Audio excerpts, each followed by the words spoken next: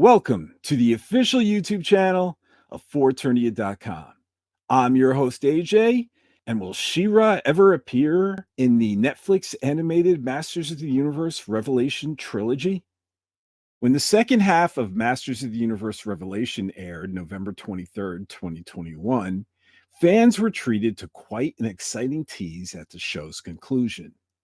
After Motherboard revealed herself to be an apparent cognitive being and transformed her body into the form of a towering winged female, an opening in her head projected a well-known insignia as she infected the restrained Skeletor with cybernetic fluid.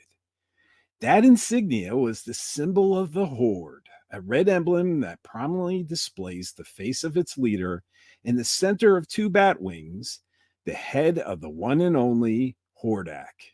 Teasing a future appearance of the villain known as the ruthless leader of the evil horde was exciting to say the least.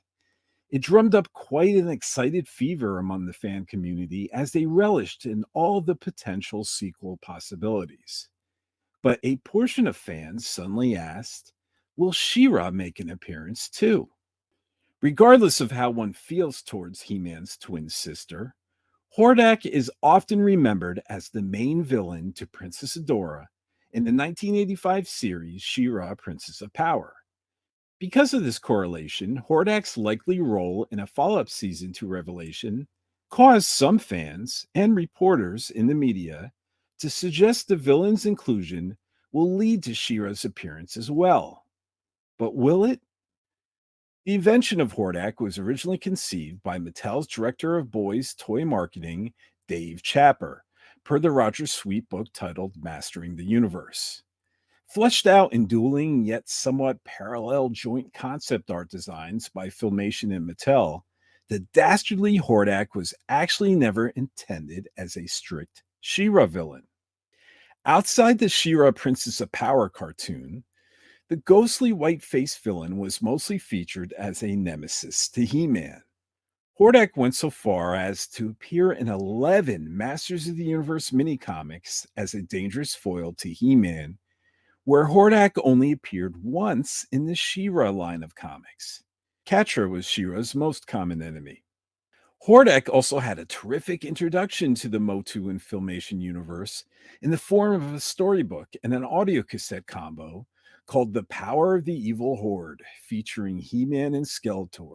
This audio recording actually contained music from the 1983 Filmation series He-Man and the Masters of the Universe, and featured familiar voice actors like John Irwin and Alan Oppenheimer, which made it often feel like an episode taken right out of the classic series. When Hordak landed on toy shelves in its worldwide debut, Hordak was actually sold under the Masters of the Universe banner and not under the She-Ra Princess of Power toy line. Golden and Ladybird books, German audio plays, the 2002 reboot He-Man and the Masters of the Universe series, most of the mediums proved Hordak was more of an antagonist to He-Man versus She-Ra, except when it came to She-Ra's 1985 Filmation cartoon and the new 2018 Netflix series, She-Ra and the Princesses of Power. But of course, Masters of the Universe Revelation is a follow-up to the 1983 Filmation series, He-Man and the Masters of the Universe. So it's understandable if some fans assume they'll see Filmation's rendition of Hordak as well, and by extension, She-Ra. Some Adora fans even hope for a retelling of She-Ra's origin depicted in the first 5 episodes of 1985 She-Ra, Princess of Power, which was also combined into a feature film titled The Secret of the Sword. The only obstacle with that thinking is the Masters of the Universe Revelation creators does not possess the television rights to She-Ra. That's right. While Mattel owns the character of She-Ra, Mattel Television apparently cannot make a television series with She-Ra. Apparently, it goes back to She-Ra's conception. While the contract terms are not in public circulation, when it was time to work out terms between Filmation and Mattel for a new She-Ra series back in 1984 to 1985, it seemed that Filmation had negotiated and obtained the exclusive rights to make She-Ra television shows indefinitely. Perhaps it was due to Filmation's level of contribution.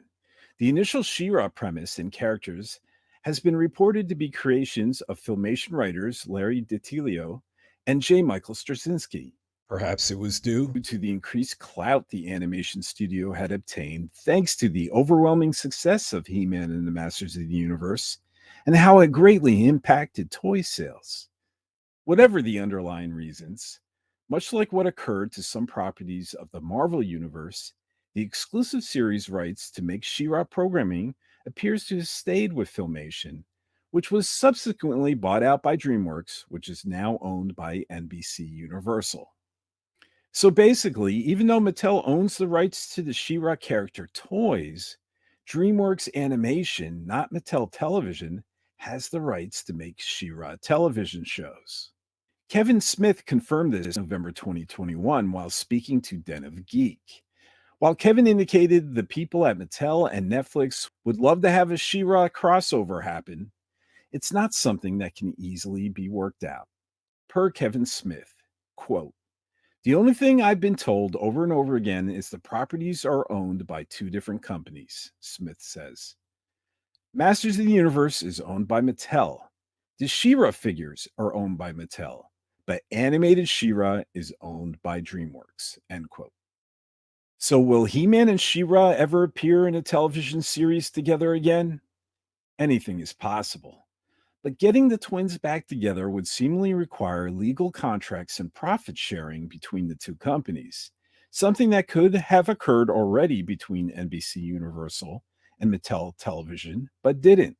Both companies could have already come together to make Masters of the Universe Revelation a true license sequel to the 1983 Filmation Classic series versus a spiritual sequel, but no deal was ever struck or even pursued to our knowledge.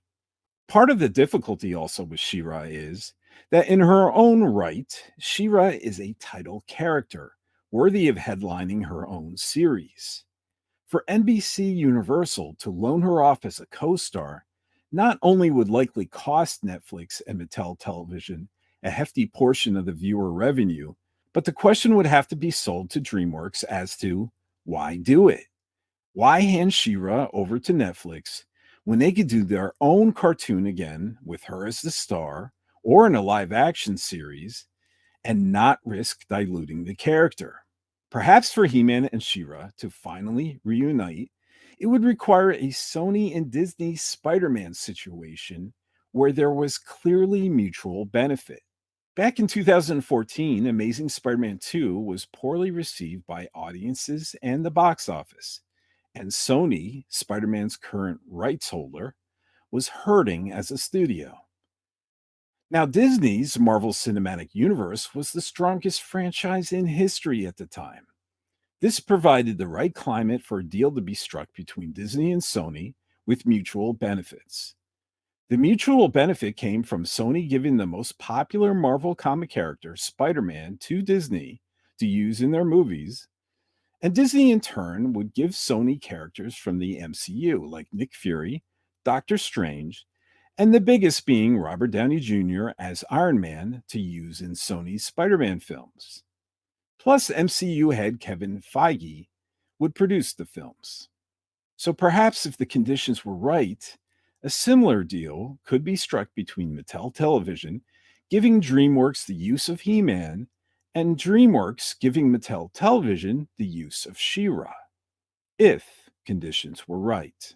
But for now, it would at least seem the odds are really stacked against She-Ra ever appearing in the Masters of the Universe Revelation trilogy, especially with DreamWorks Animation now reportedly executive producing a She-Ra live-action series over at Netflix streaming competitor Amazon. Do you wish these twins would be reunited in television or movies? Or are you happy that they are treated as separate franchises now? Let us know in the comments below. Well, that's it. I want to thank you all for watching, and we'll see you next time.